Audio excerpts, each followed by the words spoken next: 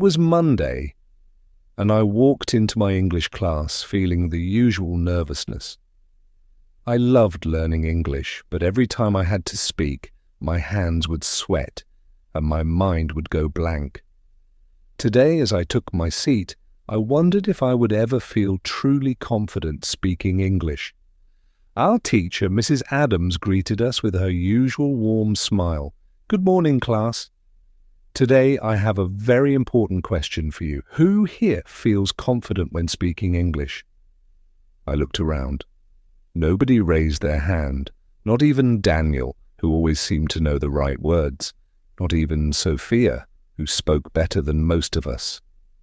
Mrs. Adams chuckled. "I thought so. This is a very common problem. But today we are going to talk about how to build confidence in English." I leaned forward. This was exactly what I needed. She picked up a marker and wrote 3 words on the board. 1. Practice. 2. Mindset. 3. Exposure. Then she turned to us and said, "If you want to be confident in English, these 3 things are the key. Let's go through them one by one." Step 1. Practice. The more you speak, the more confident you feel. Mrs. Adams said, "Many students think that confidence comes before speaking. They think, when I feel confident, then I will speak more." But actually the opposite is true. You need to speak first, and then confidence will come. Sophia raised her hand. "But what if I make mistakes?" Mrs. Adams smiled. "That's a great question, Sophia. What happens when a baby is learning to walk? Do they just stand up one day and walk perfectly?" We all shook our heads. "No," Sophia said. "They fall many times." "Exactly," said Mrs. Adams. "But do they stop trying?" "No," we all said together. "That's how you should treat English. If you make a mistake, don't feel embarrassed. Keep going. Every mistake is a step forward." Then she gave us a challenge. "I want each of you to speak English for at least 30 minutes a day. You can talk to a friend, join an online group, or even talk to yourself out loud.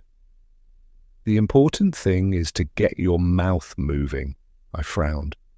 "Talk to myself? Isn't that strange?" She laughed. "Not at all. Many successful language learners do it. Describe what you're doing. "I am making coffee. I am getting dressed." This will help your brain get used to thinking in English. That evening, I decided to try it. I stood in front of my mirror and said, "Hello, my name is Adam. I am learning English. Today I went to school." I felt silly at first, but after a few minutes it felt natural. Maybe this would work after all. Step 2. Mindset. Overcoming fear and perfectionism. The next day, Mrs. Adams wrote another word on the board. Fear. Many students are afraid to speak English. Why do you think that is?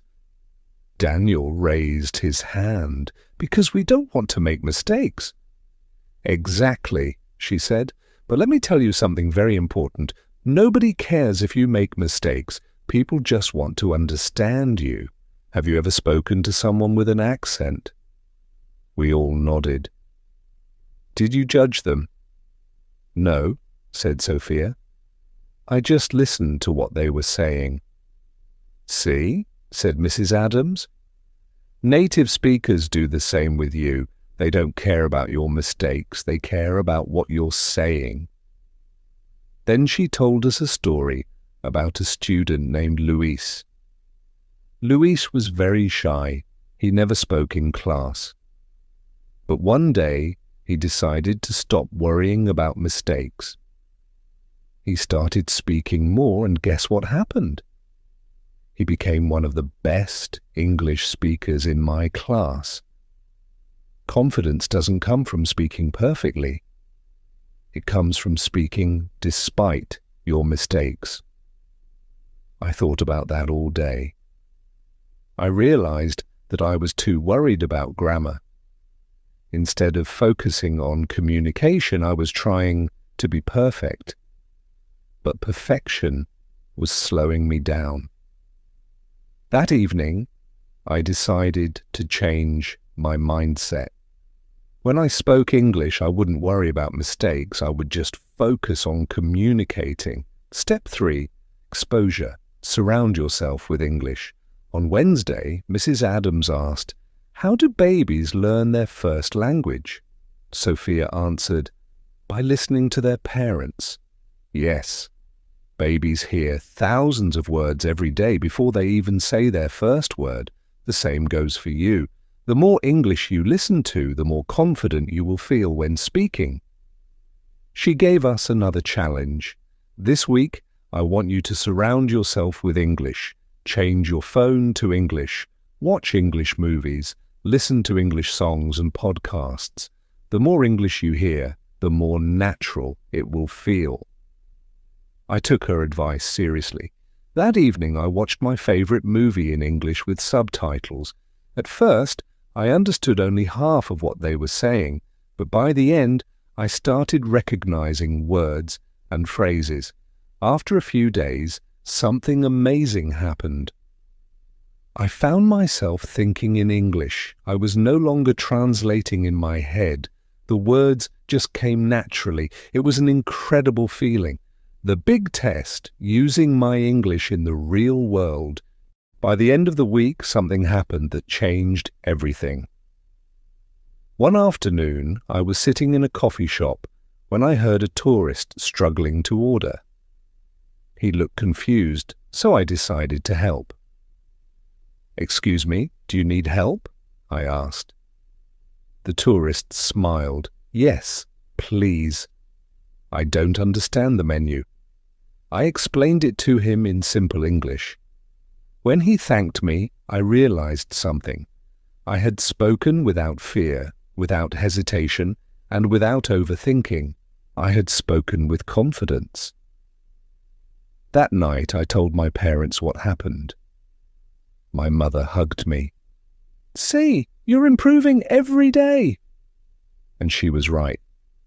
I still made mistakes, but I didn't let them stop me.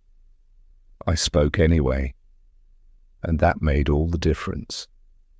Final words from Mrs. Adams. On Friday, Mrs. Adams asked, "How did this week's challenge go?" Sophia smiled. "I spoke with my little cousin in English." Daniel grinned. "I ordered food in English at a restaurant." I proudly said, "I helped a tourist understand the menu." Mrs. Adams clapped her hands. "I'm so proud of all of you. Remember, confidence doesn't come overnight. But if you practice every day, stop worrying about mistakes, and surround yourself with English, you will become a confident English speaker." As I left the classroom, I felt different. I felt confident. I knew that from this moment forward, English would no longer be something I feared. It would be something I enjoyed. And if you're reading this, remember, you can do it too.